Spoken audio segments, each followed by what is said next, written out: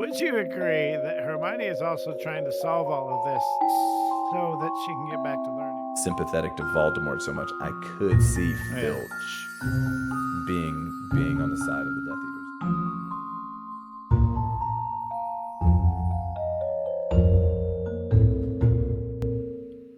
Welcome back, witches, wizards, and muggles to Squibscorner. I am Jeremiah. And I'm Andrew, and we're back from kind of what's it been, 2 weeks? It's been a good 2-week hiatus. Yeah. I've had a bunch of stuff. I went on a golf trip out to St. George, Utah. It was amazing. Oh, yeah. Especially Yeah, we got a new bed, and then we had one of our dogs pass away, so it's had its ups and downs. It's been a lot. It's been a lot. But we're back. Yes. We're back, and we're doing Chapter 9 today, which Chapter 9 is a good chapter. The Writing on the Wall. Obviously, where we left off with Chapter 8, the Death Day Party. We were celebrating Sir Nicholas de Mimsy Poppington's 500th Death Day, who was killed on October 31st. And Harry, Ron, and Hermione were making their way from the Death Day Party when Harry hears a voice. Kill, blood, rip, So they follow that, and they follow it up to a corridor where as they get closer, they see water on the ground, and they see Mrs. Norris hanging lifeless. So then we come over to Chapter 9. And do we want to start with the 7-word summary? Jeremiah, what you got for 7-word us? summary.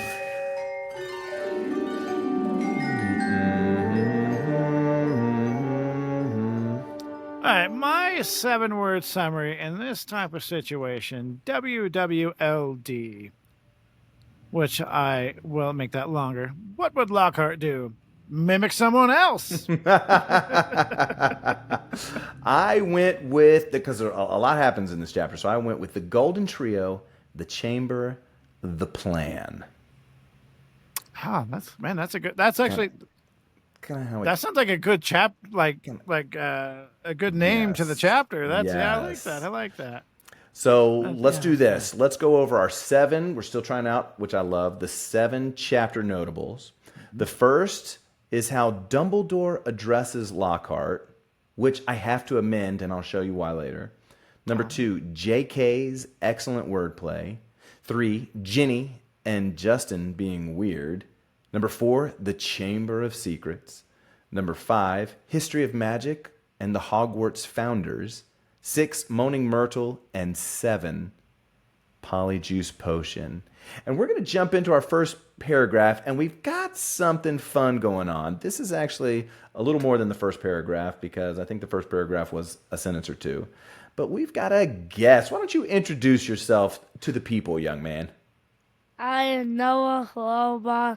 I'm going to tell you the paragraph thingy. There we go. So Noah is Jeremiah's son, and he's going to help do the voices in this first paragraph, and I'll do the narrations. All right, take it away, Noah. What's going on here? What's going on? Attracted, no doubt, by Malfoy's shout, Argus Filch came shouldering his way through the crowd. Then he saw Mrs. Norris and fell back, clutching his face in horror. My cat! My cat! What's happened to Mrs. Norris? He shrieked, and his popping eyes fell on Harry. You! He screeched. You've murdered my cat! You couldn't! I will kill you! Nicely done. Nicely done. There we go. Killed it. Killed it. Yes, Like he father, did. like son. Oh, yeah. You did very good. Good job. So again, it's nice to see Argus Filch's character, the characters she puts together for every single one of them. Man, they come to life on the page so well. Oh yeah. Especially So good. Argus. And it's nice how she writes him as like a terrible person, like almost to like a hideous fashion. And that comes to life when you watch the movies. He's what you picture. Oh, perfection in casting. Perfection. Yes. So obviously, we read that Filch has come to see what all the commotion is about, and he sees Mrs. Norris hanging there, apparently lifeless. And then he sees Harry. Dumbledore approaches. as he hears his head of maintenance and sanitation threatening to murder one of the Hogwarts pupils. There's there's no safer place. No than safer Hogwarts. place than Hogwarts. Yeah. I guess as long as Dumbledore is there to save the day, right? Yeah. But okay, so Dumbledore and true Dumbledore fashion, as we're getting to know, people do stuff that's not right. And he's like, you know what? It's okay. I'm here. It's not worth it. Yeah, not worth it at this point. I'll address that maybe sometime in the future if it comes up again. Yeah. He did not reprimand Filch for murder threats to children. However, he casually called Filch's name, then strolled past all of them to take Mrs. Norris down from the torch bracket. Dumbledore called Filch, Harry, Ron, and Hermione to follow him. And then good old Lockhart pops out of nowhere and offers his office for a meeting, as it's the closest office to the scene of the crime. Interestingly, Dumbledore responds, "Thank you, Gilderoy." Every teacher at the school, so this is worth noting, and this is a notable, right? Yeah, this is chapter 1 notable. Every teacher... Or the first chapter. Yeah, notable, yeah. Not chapter 1. Every teacher at the school, which is true for, I think, any school that you would go to, while the students are present, they are referred to as Professor Last Name.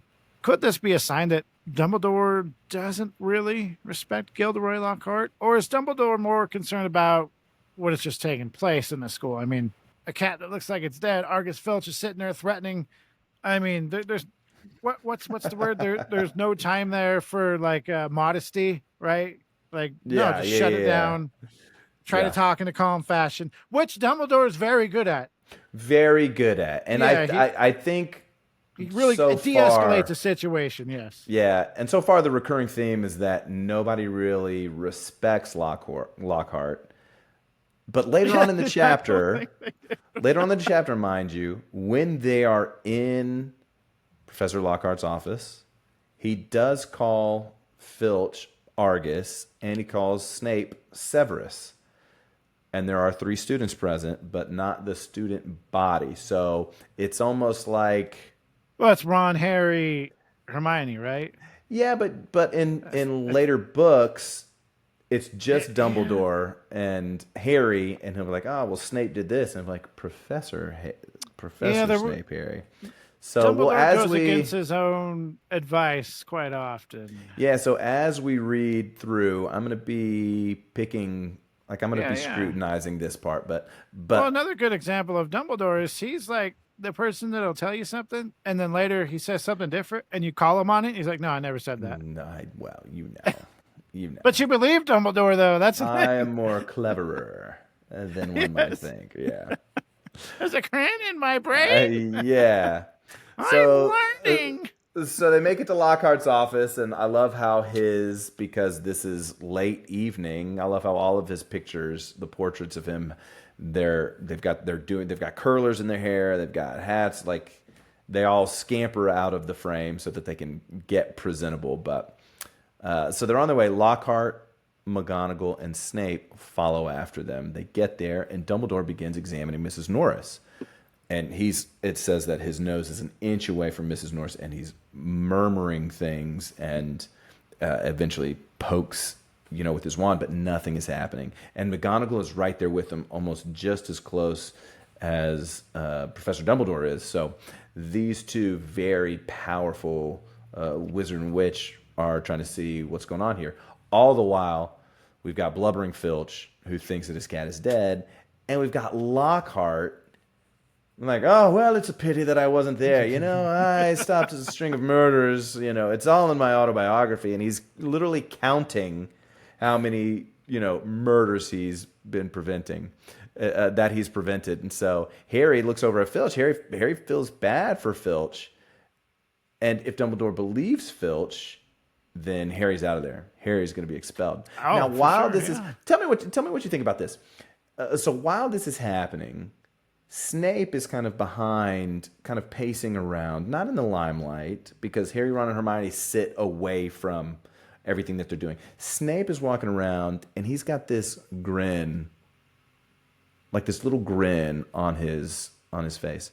And at face value, your immediate, knee-jerk reflex is like, oh, he's happy that Harry is in trouble.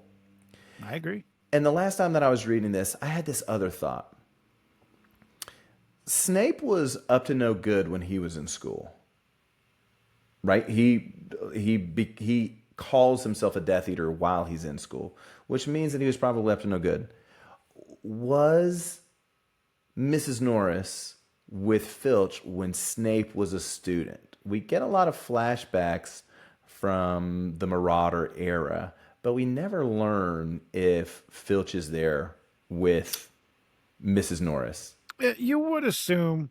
I would assume Snape's smirk is because, yeah, I got you now, Harry, Mr. Potter. See, that's what I think. And part of me was like, what if Mrs. Norris got him one or two times when he was? What if when he was a student, everyone hated Filch and Mrs. Norris? Well, I was going to say with the theories going on with Mrs. Norris, what she might be. Yeah, she's that very also. old. Yeah. Like, we're finally getting her. Yeah, so she's just as bad as Filch. I mean, she can't talk. But yeah, so one of my thoughts was, he's happy that Harry's about to get in trouble, but is he also like smiling like, I've hated you for 20 years, and I've hated Mrs. Norris for 20 years. It's just a thought that I had. I'm sure if I went on Harry Potter or Hogwarts Wiki, it'll say, oh, well, Filch and Mrs. Norris. We'll have to do some sort of side quest on Mrs. Norris. Just like a short Filch and Norris. Filch and Mrs. Norris. That would be a good one. Like I said, I did find somebody that had like a theory about Mrs. Norris and said, I'd love to have you on so that you could talk about that because you've already done the research. You know about it, so it'd be cool. Yeah, it's a great theory. It's a great theory. I love it. It makes sense too. Yes, it does. See, there's just so much you can expand on with Harry Potter. Us, the fans, have done the work for you, JK. Come on, we know what we're talking about. She opened the door. Yes, she did. Fantastic Beasts and Where to Find Them, right? She opened the door with Nagini, which was awesome. So anytime the author presents a precedence, you're like, oh, well, we could use that in other situations, Mrs. Norris being one of them. So, So after some time, Dumbledore announces that Mrs. Norris, in fact, was not dead, but she was petrified, which is where I love JK's wordplay. We all know that JK loves alliteration. Snape spat and, all of the, different things. That's your favorite phrase. I love Snape spat. And, did we mention? I don't know if we mentioned. Did you read the news about Tom Felton? Yes. How awesome is that? Thought about making an episode, but we could just address it right here. We could make a small episode, but so Tom Felton. Let's just do it right. Yeah, let's just do it right here. He's going to reprise his role as Draco Malfoy in the Cursed Child on Broadway, which you've never read or seen. Never seen it, never read it. People say that they enjoy it, and I'm happy about it. Have you seen any information regarding? Is this going to be taped? Or is it something like if you want to see Tom, you got to go there. This is your only chance. That's a great question. My original thought was, just like Disney did with Hamilton, it would be awesome if Peacock did this for Cursed Child. I would love the movie, yeah. I mean, it would be great to see it, film it a couple times, especially if Draco's. I wonder if it would ruin the plays, though, if they turned it into a movie. Not into a movie, but just filming. Like Hamilton, you can watch the musical on Disney Plus. So if you could watch the play on Peacock, since NBC, Universal, Warner Brothers, that would be cool. Or HBO, whoever did it, I think that would be smart. Yeah. And they said he's the only ex-cast member to have ever done this. Yes. Yeah, because JK is kind of on the outs with the Golden Trio in real life. But it's pretty cool. I mean, good for him. Like he's always embraced I used to watch TikToks. Was it TikTok or Instagram? I used to watch him go live, and he was like, he wasn't showing the movie, but he was watching it and kind of pausing it and giving his reaction and stuff. But that didn't last too long because I think it's a copyright. But he did say that after he put that wig back on, which looks a little different. Looks a little different, sure. Yeah, sure. From the front, when I first seen it, it looked like his old hair. But then I seen like a side angle, and it's got more of a Lucius look to it. But he said when he put it on, he got emotional. It's like bringing him Yeah. right back to high school, right back to his childhood. Yeah, It's there like, you go. Oh, I could imagine. I could imagine. So and that's he's always been involved. He's never like stepped away. So it's no. it's not expected, but I'm not like, oh, what a surprise. I'm like, oh, that's Yeah. awesome. He decided It's to great. do that. Yeah. Great news. Yeah. All right. Back to our regularly scheduled program. Yeah. So Tell us which one's better. The news about this. Book review. so Mrs. Norris is not dead. She's been petrified, which is where I love chapter notable number 2, JK's wordplay. So petrified has 2 definitions. Number 1, so frightened that one is unable to move. Obviously, Mrs. Norris can't move. The other is talking about organic matter changed into a stony substance or ossified, which both of those are applicable. I could imagine that if you saw whatever petrified her, then you'd be scared to death. And whatever magic that thing is would also turn you stony. So I love that wordplay. But right after that, Dumbledore admits that he's not sure how Mrs. Norris was petrified, which brings up a huge plot hole for me because I can explain it later. There's a big plot hole in this one for me regarding Dumbledore not knowing why. Well, I would also like to know, I should have looked it up, but how does he know she's petrified? Because she's essentially dead. Sure. So how do you know the difference? Is she giving off like heat still? Here's what I love. If you fast forward to book 6 and Dumbledore and Harry are in the cave looking for a Horcrux, and Harry looks around and all he sees is the cave wall, right? Mm-hmm. And Dumbledore takes out his wand and he starts muttering, he starts tapping and all this stuff, and he goes, ah. And basically Dumbledore teaches Harry that magic leaves almost a residue. These traces, it leaves, there's a trace. You can't just do magic and there not be evidence of the magic done. So that's what I'm assuming, because obviously if she's ossified, lungs are not moving. Yeah. Lungs are not expanding. She's not breathing. Heart is not pumping. So that was my thought. Like we learn in book 6. Yeah, that magic tracks, leaves. Yeah. Tracks. It tracks. I like to offer things that track. Yeah, there you go. So Filch, of course, if he's given an opportunity to reprimand a child, whether or not they deserve it or not, he's going to take it. So he's all in. He still thinks Harry did it, but Dumbledore reassures him that, come on, bro, no second-year student could do this type of magic. I think if Hermione wanted to figure out how to do it, she could do it. Pretty sure. So I can imagine Dumbledore saying this, and then Hermione sitting there just being like, I've actually read the books. Thank you very much. Like, really? Dumbledore? Really? Dumbledore. So Filch is obviously unconvinced. He thinks that Harry did it because he knows Harry knows he's a squib, which was brought up in the last chapter. Squib, non-magical or little to no magical ability. And he was from a wizarding family. Yes. And his character really came out in that chapter. I think it's the first real glimpse we get of Argus Filch, other than looking at him and what he does. We actually get to hear him. It's nice. Harry admits that he doesn't even know what a squib is. So I'm just, he's still new to the wizarding world, but like I'll say as we go, maybe my mind will be changed later. Harry's not that bright. He just isn't. You'd think he could put 2 and 2 together, but a lot has happened since the quick spells. I mean, we'll get into it as we go, but a lot of what happens with Harry, a lot of it's luck, and he has. What's Seamus trying to do with that water? I have that promo clip everywhere, and it's the best promo clip. Turn this water into rum. What's he doing? You put the dish in a microwave. What dish? What microwave? Jeez. Oh man. So Snape tries to paint a picture of the Golden Trio to not being at the Halloween feast as evidence that Harry could have done this to Mrs. Norris. They used a Death Day party as their reason for not being at the feast. But Snape wanted to know why they didn't go to the feast, but instead went up to that specific corridor, that specific area. Harry couldn't bring himself to tell them that he followed a voice that only he could hear, so he lied again Harry. and said that Harry. So he goes with the lie, which, as a 39-year-old, we just wanted to go to bed.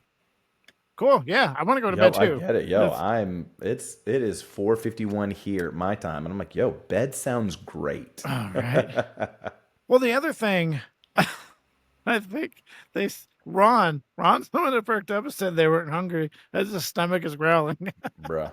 I mean, my guy is raised off eating a half a dozen bacon sandwiches Right. in a car ride, so my guy's hungry. Ron is the eater of the group. Yeah, yes. Could you imagine how, oh my God, how hurt he had to be like, we weren't hungry. Yeah. He's just killing himself on the inside to say that. Yeah. I used to be able to go to a restaurant. I'm pretty sure I've said this before, but I think one of the last times I did it, my grandma took me out for my birthday. So I ordered a meal. Said, I want this. And then I ordered another meal. Oh, okay. And then they come back with the food.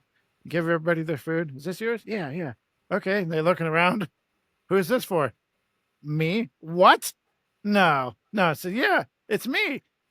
And when they came back, I ate all the food. And I was 170 pounds at the time. So they're like, what?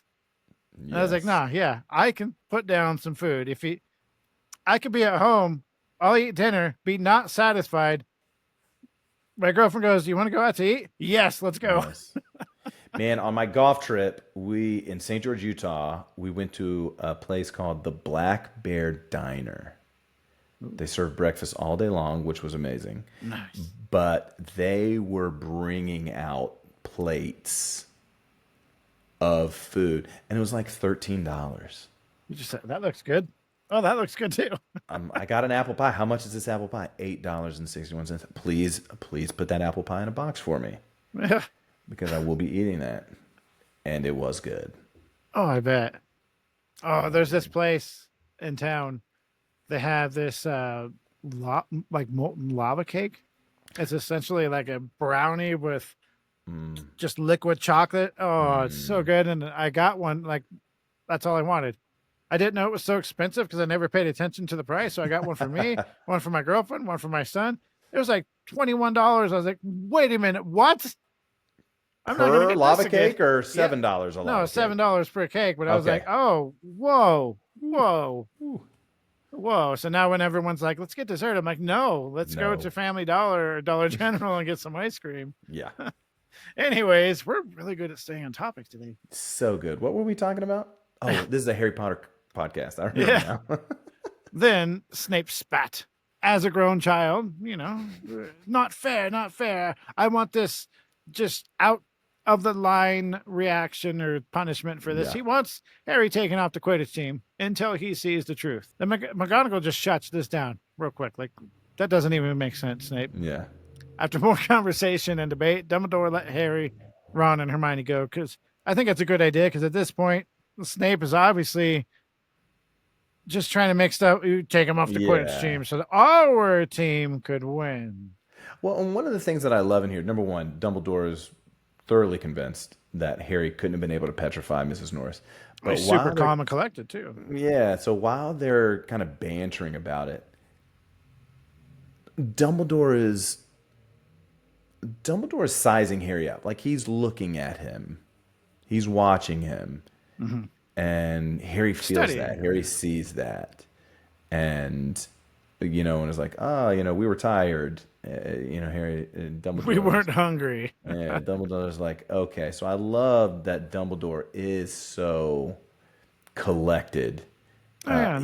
He's painted as wise very, very well. Yes. Very well. something that I thought was funny. Doesn't Snape say something like, "Oh, you went to a death day party"? No, I didn't think they served They had food food fit that's for suitable, humans. yeah, for living people. It's like, dang, Snape, you been to a death day party? You Oh, probably fit in. They probably thought you were one of the Snape is ghosts. one of Yeah. the wisest. Like apart from Dumbledore, he's up there. He's up Snape there. is, yeah, Snape is smart. I'd say McGonagall is very wise, but I would say Snape is very smart. Yeah, there's a lot of top Yeah, people in yeah, here. yeah. Molly too, but I wouldn't say she ranks up with Dumbledore and Snape. Well, and I think she would if she. So Molly can't avoid her emotional side Yeah, she has because that mom built her in. Yeah, children are involved the whole time. So yep. as a parent, you want to be as logical as you can, but if something's happening with your child that could endanger them, does endanger them, it's so easy to flip. So Oh, she was Molly. beside herself in later Oh books. my Yeah, gosh. Yeah, yeah. yeah, yeah. So her having her kids at stake every book. Poor Mrs. Weasley. We love And do you. you think Mrs. Weasley like never gets word of what Ron, Harry, and Hermione are up to? Like, Ron's only got one howler. He's done way more than that, Yeah, yeah, you and know a he's howler doing that. wasn't even really anything school related. So No. No. I think it's No. just kind of like denial. I'm pretty sure that's Well, what I that think is. what he does isn't as much as she gets from Fred and George. Right? So That's like true. Yeah, Ron can step out of line, but he's not stepping out of line as much as Fred and George yeah, yeah. until, Harry. Anyway, so Harry, Ron, and Hermione, they leave. And did they go straight back to the common room? Did they go to bed? Did they go to where nothing could be suspicious? That doesn't sound right. No. They walk into a random classroom and they close the door and they have a talk until midnight. It's like you You know, Hogwarts just left the time. It doesn't principal's matter. office. I know. You just left the headmaster's office. Just go straight. No. So they walk away until they're far enough. They're like, well, let's just go into this random room so that we can talk and not be overheard. But then, Harry asks, like, do you think that I should have told them that I could hear a voice? And Ron reassures him, no, even in the wizarding community, it's, kind of weird that, hearing voices isn't a normal thing. So he asks about the writing on the wall. What does the chamber has been opened mean? And Ron recalls a story about the chamber, but he wasn't sure who told it to him. And then Harry asks, okay, well, what is a squib? And that's when Ron, obviously, this has kind of been a heavy evening since Yeah. Mrs. Norris was found. This is a very, tense evening. And then Ron starts laughing. And he goes, well, it's not funny, really, but as it's Filch. So he says a squib is somebody who was born into a wizarding family, but hasn't got any magic powers, almost the opposite of muggle-born wizards. But squibs apparently are unusual. They're rare. And so that's, Ron mentions, if he's trying to learn magic from a quick spell course, then he's definitely a squib. And that's why, Filch was set off. And that's why he thinks Harry did this thing. Oh yeah. But then Ron's like, that makes sense if he's a squib. That's why he's so mean to students. He's bitter. and then the clock strikes midnight. And then they say, okay, well, let's go back to the common room before we get caught. Even though Harry knew he was a squib, not knowing what that is, why would Filch think, oh, he petrified my cat because he knows I'm a squib? What does that have to do with anything at all? My I think he's question, just overly emotional. my question is, so we know that Voldemort is kind of related to Hitler, right? The comparison. And Again, you make me feel like my favorite character shouldn't be my favorite character. okay, so Voldemort, right? Voldemort believes that there's blood status, there's pure bloods, right? So it's very very allegorical. It's very parallel, and so for Filch to be of magical blood, but not be magical himself, he's worthless to Voldemort. It's kind of a good thing. Right? Really. Yeah. I mean, sure. Because he So would definitely try to help him out, I feel like. He just isn't able to. I could see, because Filch loved Umbridge so much, and Umbridge is sympathetic to Voldemort so much, I could see Yeah. Filch being on the side of the Death Eaters. But yeah, so maybe that's why him as a squib is like, oh, that's why Harry did this. Yeah. But it's a far reach. Well, it makes sense, though. It does. Yeah. So Filch was unable to wash off that writing and was being a tyrant to any student who came near the scene of Mrs. Norris's attack, which tracks. He's probably blaming everybody at this point. Ginny took Mrs. Norris' attack hard. Ron tried to console her, but it wasn't effective. This isn't one of the chapter notables, but it should be. It is, yeah. Ginny is? being a little weird, and we're about to see Justin be a little weird. Yeah. Ginny. Because at first glance Ginny. you think, oh, okay, Ginny really cares for animals, so it's not Sure. like. I mean, she does have the owl. What is she? Is it an owl called Pigwidgeon? That's Pigwidgeon? no, that's Ron's owl later on. She gets. I thought it was hers, but Ron calls him Pig for short. No. So Sirius gives Pigwidgeon to Ron, Okay. and later at Weasley's Wizard Wheezes, there's some little puffy creature. It's been a while since I've read it, that she gets, but Pig is Ron's owl. Yeah. Maybe it's just the fact that she's a female. You were like, oh yeah, of course she would like cats. I don't want to go that route, but I like cats. I mean, well, there's no real got dogs and relation cats. to tie Jenny into liking animals at this point. Like Jenny took it really hard. Well, why? Percy says later on in the chapter that she does like cats. She like cats a lot. So I don't know. That works. Sure. Yeah, sure. Yeah, sure. Ron tried to console her, but it wasn't effective. Don't know if I already said that. Later on, Harry went up to the library and ran into Justin Finch Fletcherly, who has one heck of a name, who saw Harry. It's a long name tag. That's all I'm saying.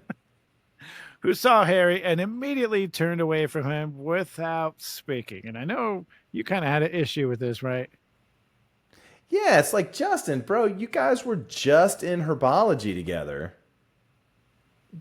Shooting, like, you guys were having a good time. So to now, all of a sudden, him being like, oh no, I'm not going to talk. I'm just going to turn away from him. Justin. Oh, it's also like, I'm pretty sure I pointed that out in the first book. Like, the majority of the students, 99% of the students, are going about average student stuff, right? And then they see the three of these guys. They're always getting into something. They're always with the headmaster. And now they're caught at the scene of this terrible crime. Sure. Yeah. And the Chamber of the Secrets has been opened. And Malfoy opens his mouth to just make everything worse. And yeah. I could see it. I could see why Justin would be like, you know what? Let me just steer clear. Let me steer clear. Yeah, I get it. Wouldn't you have a conversation? Wouldn't you be like, hey, did you, like, they're 12. You would definitely be, hey, did you do that? Like, you wouldn't just avoid it. Like, later in life, as a teen, like a late teenager, high school, you wouldn't, I don't know. You're just nosy as a kid, usually. We also learned that Hermione has been doing even more reading since Mrs. Norris's attack. She has been reading everything she can to read up on the Chamber of Secrets, of course. They then go to their next class, History of Magic, which is the first time we're hearing about the subject. Great subject. And not just because of the subject material, but we'll get into it. Yeah, this is chapter notable what? Chapter notable 3? I think so. Chapter notable 4, Chamber of Secrets. 4? Or no. Yeah. 5, History of Magic. Yeah. History of Magic is, or was, the dullest subject on their schedule. That isn't tell. Professor Binns, who taught it, was their only ghost teacher. And the most exciting thing that ever happened in his class was his entering the room through the blackboard. Ancient and shriveled, many people said that he hadn't noticed he was dead. He'd simply got up to teach one day and left his body behind him in an armchair in front of the staff fire. His routine had not varied in the slightest sense. And this class would go from the most boring class to the most interesting class I'd ever taken if it was taught by a ghost. Holy, what a way to learn history of magic. Really? Oh, yeah, they don't tell us when this happened because he's about to teach us that Hogwarts was founded 1,000 or so years ago. Yeah. So it's like, did he die 10 years ago? Did he die 610 years ago? Yeah. Give me more on Professor Binns. Oh, he's great. He's very strict and kind of grumpy, I guess. Yes. Hard facts guy. Hermione asked Professor Binns about the Chamber of Secrets. This got the attention of all the students who were nodding off, but Professor Binns almost didn't answer her because his class was about facts and not myths and legends, like I just said. And this is where the story, not just the book, but the Harry Potter story gets good. When we start, now this next part adds layers. Well, we still had this scene in the movie, but it was Professor McGonagall saying it, which makes sense. You know, you're trying to relate to the character more. Sure. I get it. But how hard would it have been to put Binns in the movie? I mean, this is just great. Look, I'm ready to see. I'm ready to see him. Yeah, I am too. But they put little tidbits in here and there, and it's like, well, we didn't really need that. And then we get this. It's like, no, we needed this. This is important to the wizarding world. Please give me Ben Stein all day long for Professor Binns. Please. He would sell it so easily. For a few years, the founders worked in harmony together. Wow. In 1549, the Warlock Convention decided. And I can't tell if that guy, does he actually talk like that? Or so he does have a very monotone voice. He played it up for Ferris Bueller and some commercials. But yeah, but in real life, he is a super smart guy. Smart guy. He's good at, I love it. Yeah. So Hermione asked Professor Binns about the chamber, and he's like, no. And Hermione won't be stopped. And she convinced him to talk about the chamber secrets, tell them what they knew. So for the first time, Professor Binns noticed that all of the students were paying attention to everything he was saying. So I think he was kind of enjoying this a little bit. So he relents, and then he starts off going into the history of Hogwarts, which is super sweet. So then he goes, you all know, of course, that Hogwarts was founded over 1,000 years ago. The precise date is uncertain, by the 4 greatest witches and wizards of the age. The 4 schoolhouses are named after them: Godric Gryffindor, Helga Hufflepuff, Rowena Ravenclaw, and Salazar Slytherin. They built this castle together, far from prying Muggle eyes, for it was an age when magic was feared by common people, and witches and wizards suffered much persecution. So then it goes on to say, for a few years, the founders worked in harmony together, and they were trying to find young people that showed some sort of magical talent or an inclination for the magical arts, as it would be called in Book 7. But after a while, as in most good things run by council, disagreements began to spring up. And the rift really began with Slytherin, Salazar Slytherin and the others, because Slytherin wanted to basically just have students in there that were descendants of the magical families that had magical blood. And the others didn't like that, right? You didn't like that. But because of the persecution that witches and wizards were experiencing, Salazar Slytherin, we learned, did not trust people with magical inclinations that were outside of the wizarding community in the bloodline. He thought that was almost like espionage, like you're double agents, if you will. Like, you weren't here and now you are here. We can't trust you because we know that your Muggle heritage is suspicious and dislikes and likes to persecute witches and wizards. So Slytherin ended up leaving the school. He and Godric Gryffindor had a huge outburst, and Slytherin left. So then Professor Binns goes on to say that reliable historic sources tell us this much. But these honest facts have been obscured by the fanciful legends of the Chamber of Secrets. The story goes that Slytherin had built a hidden chamber in the castle, of which the other founders knew nothing.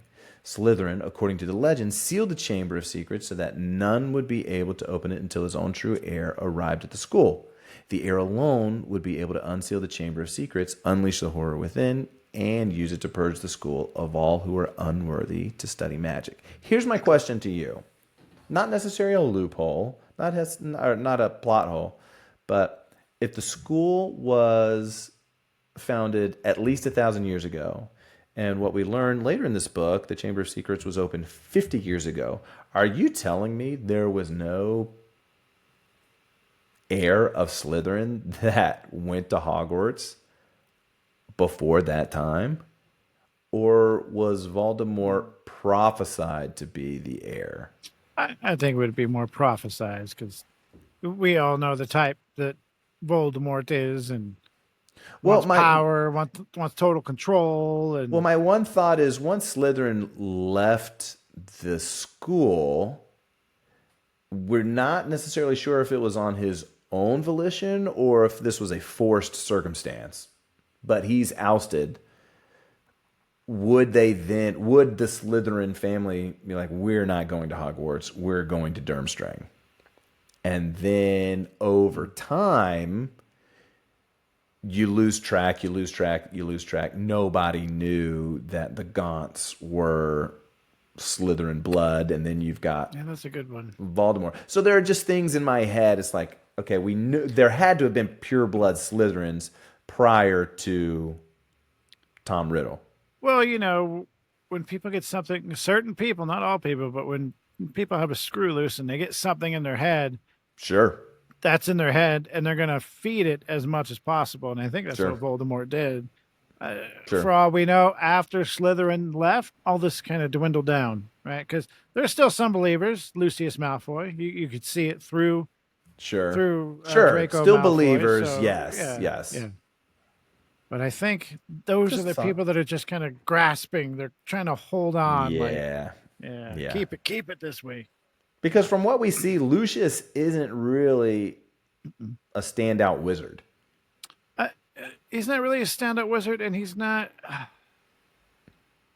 The reasons for him doing it aren't what you think they would be. We'll just keep it at that. Sure. So, Professor Binns thinks this whole thing is ridiculous, and the school has been searched many times by expert wizards and witches, and no chamber has ever been found.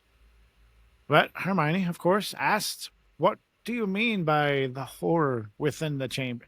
What do you mean by the horror within the chamber? That is believed to be some sort of monster, which the heir of Slytherin alone can control. I tell you, the thing does not exist. There is no chamber and no monster. Kids aren't convinced. No. I mean, my son's a prime example. I'll teach him everything I can. I won't lie to him. I want him to be a better person than I am. Mm-hmm. But half the time I'm explaining something, I can see in his eyes, he thinks I'm just making it up. Sure. Which, as a parent, sure. A little gray area there. Yeah. Oh, man. So, okay, that brings me to this. So we had to put our dog down. He wanted to go to the vet and say goodbye because he was still alive at that point, but he was not going to come home. And I thought, I see no problem with that. I don't want him to see the dog get put down. Of course, that would be stupid. So we go down there and he sees the dog, and we've had other dogs die, and he's helped me bury them, and he's been fine. But this one, I didn't think he had that strong of attachment to. So when he saw him, his eyes were kind of gooped up. There was some stuff in his nose. He just didn't look very good. He's been getting pumped with medicine and everything, and he just started losing it. And when they took him, he didn't like it. And when they brought him back out, he was in a pillowcase, so you couldn't see him. Oh, he just lost it. He's just crying. Oh. And something that it made me laugh because I've only ever seen it in movies, so I had to try not to laugh because, I'm trying to comfort him. But we're we're driving down the road, and he just goes, "Scrappy, why?" Oh no. But Oh, it's poor right guy. there where you could tie this in with Lucius and Draco. I don't know if I did the right thing, but then my brother, pointed out, if you took him down there, maybe that wasn't the right thing. If you didn't take him, maybe that still wasn't the right thing. So it's Sure, like, yeah. oh, it's one of those things where I'm like, man, I don't know if I did Yeah. something good or bad there. Like, oh, and I think later Lucius kind of gives off those vibes. Sure. Yeah, Sure. it's great. It's great the way she does it. Then Seamus makes a great point. If only Slytherin's true heir could open it, then the other wizards who were searching for the chamber wouldn't be able to find it, right? And after some debating back and forth between Professor Binns and different students, the class moves forward, goes to sleep, and he begins to That's talk in right. his drawl voice. Yeah, so here's one thing that I don't like about this book, and again, I'll say it again. I don't think she had the full picture of how severe the tone of the books would get to.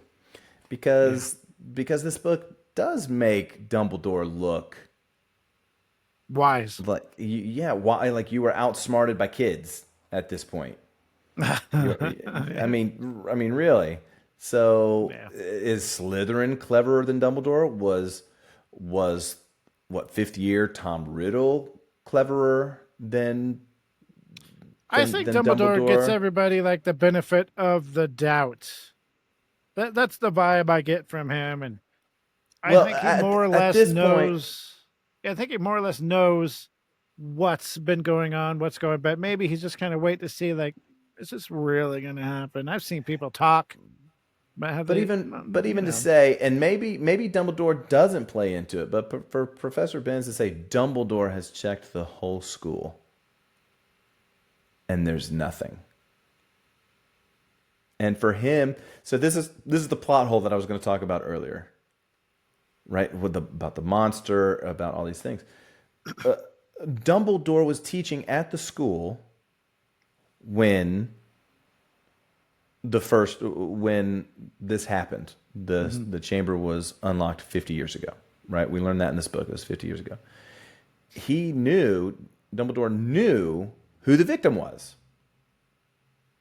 Dumbledore could have questioned the victim like our Golden Trio is going to do later in the book. So he could have been like, oh, hey, your ghost is here. How convenient is that? How convenient to be a witness at your own murder trial. We're trying to uncover this, but yet you're here. You can tell us everything. Yeah. It just feels like, she was writing this book for 12-year-olds. And I don't think she maybe knew at that time that these 12-year-olds were going to turn out to be 14-year-olds and 18-year-olds and 39-year-olds. Yeah, And be like, it would have been wait a nice for her second. to go a lot deeper and more serious and darker with it. Because the Yeah. books, they do get darker, especially if you've only seen the movies. Yeah. If you pay attention to like the very opening credits where it says Harry Potter, the music gets a they little get darker. darker, the title gets a little darker. And it's Yeah. Love it. At any rate, we still know Dumbledore is the most powerful wizard alive. We love him. He gets his due later in the story, so I'm not too upset. So at any rate, Did you put your name in the goblet of fire? That's very infuriating. At any rate, the Golden Trio drop their bags off before going to dinner, and Ron makes a comment. I always knew Salazar Slytherin was a twisted old loony, but I never knew he started all this pureblood stuff. I wouldn't be in his house if you paid me, which is big for Ron to say because he's basically grown up wanting money. Yeah. Honestly, if the Sorting Hat had tried to put me in Slytherin, I'd have got the train straight back home, which obviously struck Harry. You and I know as readers that Harry's never told anybody this, but during the Sorting Hat was going to put him into Slytherin because he could be very great. Slytherin house could help him get there, but because he didn't want to be in Slytherin, he was placed into Gryffindor. So the fact that all of this is happening and his best friend is saying that, Harry now has this internal thing going. Like, oh my gosh, am I? Like, That's tough for a 12-year-old. So he doesn't know anything about himself, really. yeah, that's true. So anyway, so he's obviously happy to be Gryffindor. A lot of stuff going on in the corridors as they're walking through. Colin Creevey comes up, tries to talk to Harry, and he goes, "Hey, Harry, a boy in our class said that you were," but then he gets shuffled aside. "Okay, see you, Harry," and they're walking, and Harry knew. Harry knew what he was going to say. Hermione's like, "What was that boy saying?" He's like, "Well, obviously they're saying that I'm the heir of Slytherin. I can guarantee you that's what the rumors are going to be." Well, I like it later. The twins. I don't know if it's in this chapter or not, but they just make a big joke out of it. No, Watch out, the hair Slytherin coming through. Yeah, not in this one. Oh, I love that. Yeah. So they keep walking, and Hermione uses some great logic here.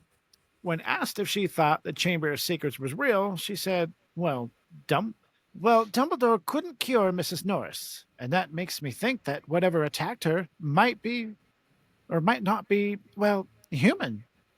So it's more likely that there's a monster that could have attacked Mrs. Norris. Hogwarts is the safest place. I just keep telling myself that. Safest place. Yes. Safest place. So for some reason, that gets said a lot. So for some reason, other Iconic. than they're just complete maniacs, they walk to the area where the attack happened. Completely normal. Filch wasn't there, so they have a look around. Harry notices scorch marks on the ground. Hermione points to about 20 spiders that were all fighting to get through a small crack in the window. The spiders should have been a chapter notable. It's a good. It does come up quite a bit, actually. Yeah, it does come up quite a bit. That's when we learn that Ron is deathly afraid of spiders.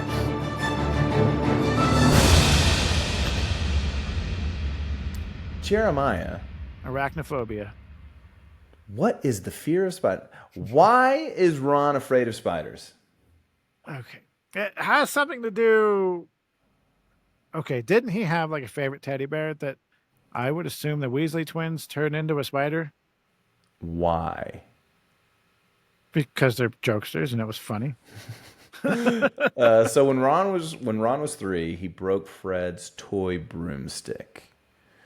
And in retaliation, he turned his teddy bear into completely normal reaction. Yeah. Yes. You broke my broom, spider. A spider, and he describes it as him hugging the spider, and then it grows legs. That would be terrible. Yeah. Ooh, yeah. But then Hermione's like, you've worked with spiders all the time in potions. It's like, yeah, I don't mind if they're dead. Yeah. See, I don't like bugs. They don't creep me out or anything, but they're very, very annoying, and they're gross. Like especially if they're in the house and out here. I don't know about out there. How cold does it get during the winter out there? On average, in the 30s, but it can get down to the teens. It's okay. Yeah, same out here. So during the winter, there is no bugs. Nothing. You can leave. You can take all the screens off your windows, leave your doors wide open, perfectly fine. Yeah. During the summer, there is so much bugs. It's like they're all making up for the fact that they weren't there. You could barely get in the house. And I work outside on grapple trucks, and you got to imagine some of those flies. And I'm just like, get away. Oh, so I can relate to Ron. I mean, it's not a spider that I'm hugging, but it makes me think, how big do you think that spider was? The size of a teddy bear? Teddy bear, bro. Yeah. Ooh, no, I'm good. So they then asked why there would have been so much water on the ground that night of the attack and where it came from. They go into the girls' bathroom to investigate, and that's when we actually meet Moaning Myrtle. We've heard of her, and now we get to meet her. Moaning Myrtle is a ghost that lives in a particular bathroom. They ask her if she'd seen anything the night of the attack, but they didn't get any information. As they were leaving, Percy finds them in there and yells at them for being at that spot while everyone else is at dinner. Again, they're skipping dinner. I mean, I'm kind of on Percy's side here. Yeah. What are you doing, guys? Like, I get why they're there. They're trying to figure stuff out. But all this stuff just happened. Like, come on, guys, chill. Yeah. No, I get it. They would look insanely suspicious if they were seen there. I mean, come That's on. very true. You Very just got true. taken away from there, and people are thinking Harry's the heir of Slytherin, and you're going to go back over there? Come on. Yeah. Invisibility cloak. Where is this invisibility cloak? Come on. I mean, I don't even think we've brought it up this book yet. We're in chapter 9. I don't think we've brought up the invisibility cloak yet. No, that's why I say, Harry, man, you're not very smart. Seriously. So later that night, they're back in the common room. Harry, Ron, and Hermione, they pick up the conversation from earlier, right? Who can it be? Who'd want to frighten all the Squibs and Muggleborns out of Hogwarts? And then Ron's like, well, let's think. Who do we know who thinks Muggleborns are scum? And Ron and Harry, obviously. If you're talking about Malfoy. Yeah, Draco Malfoy. And Draco could easily be the descendant of Slytherin. So, Look at his father. Harry's like, look at his family. Mm-hmm. The whole lot of them, they've been in Slytherin. He's always boasting about it. They could easily be Slytherin's descendants. His father is definitely evil enough, which is wild because I think Harry's only had one encounter with him at the bookstore. Well, I say Harry's stupid, but he could be kind of like me where he meets somebody and immediately, I know them. I know exactly who they are. Yep. And then Ron is like, well, you know what? They could have had the key to the chamber the whole time. They just passed it down, father to son, father to son, father to son. But, who knows? So then Hermione says, okay, well, look, let's follow this lead. If we really think it's Draco, then we're going to come up with a plan. We need to get into the Slytherin common room, and we need to ask Malfoy questions without him knowing who they are. Ron is obviously like, that's impossible. But then, chapter notable, Hermione suggests the Polyjuice Potion would do the trick. And I know Ron's mentioned at some point that they've had a bad influence on Hermione for her to, yes. Especially, hey, you know what? We're going to turn into different people. I think that's the ticket. Well, you have to realize Hermione has now taken the same mindset that Harry did at the ending of book 1. Mm-hmm. Oh, well, we can't do that. We've got exams. Look, if Voldemort gets the stone, who cares about the exams? If Voldemort gets the stone and he's back to full power, now it's life or death. It's not pass or fail. So Hermione, who is a mudblood, right? Mm-hmm. Who is not magical, but she is Muggle born. I think she is reading into this as, okay, this is no longer pass or fail. This is if the chamber is real, if the heir of Slytherin is real, if the monster is real, if they're going to attack mudbloods, if that's real, then I've got to figure out what's going on. I can't wait for somebody else to figure it out. I need to protect myself. Would you agree? Date Hermione in real life? Absolutely.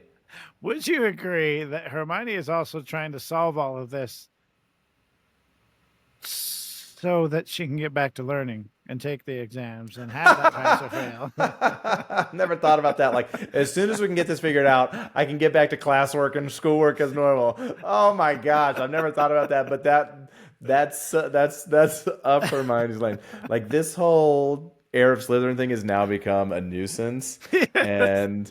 And we've wasted 20 minutes out of that history of magic class worrying about it. So yeah, let me solve this so that things can get back to normal. I've got end of year testing that I've got to get prepped for.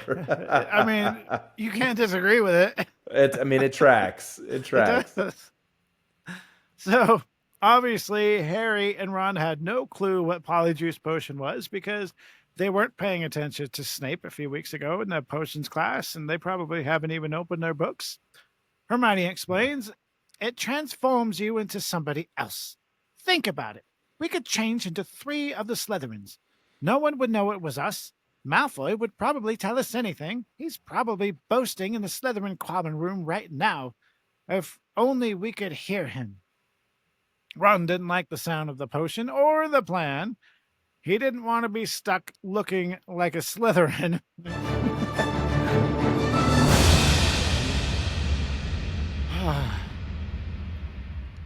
Jeremiah. Andrew. In what textbook would we find the instructions on crafting the Polyjuice Potion? I know you've asked me this before. I have asked you this before.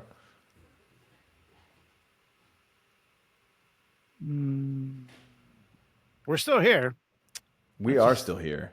You are. Doo, doo, doo, doo. I would guess it would be a book that it couldn't be titled Polyjuice Potion. I don't know. It would not be titled Polyjuice Potion, but it would be titled Most Potent Potions. Potion. Yes. Most potent potion. Is that a Lockhart book? Because it sounds like a No. Lockhart title. Yeah, and it's the alliteration, man. She Well, loves I it. guess if it were a Lockhart book, it would be wrong. I mean, That's true. it true. wouldn't do anything. Yeah. But the book was in the restricted section, the most potable potions of the library. So Harry and Ron didn't know how they were going to be able to check out a book from the restricted section. Oh, I don't know. Maybe try what you did last year with the invisibility cloak.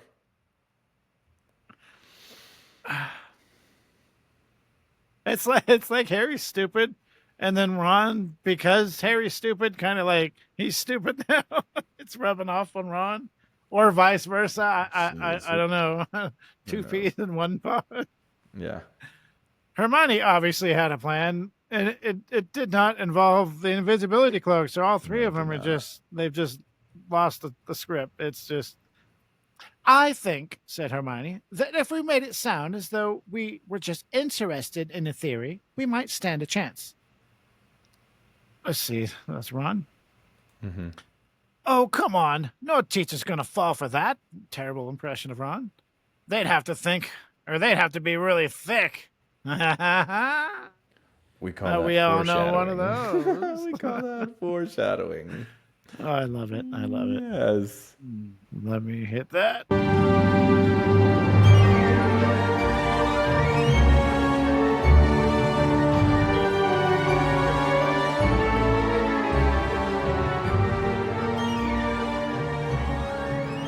And I think this chapter kind of speaks for itself. I mean, it might have been able to be split up into a few chapters, but I think without this chapter, there would have been a big hole in the story. Great Especially, chapter.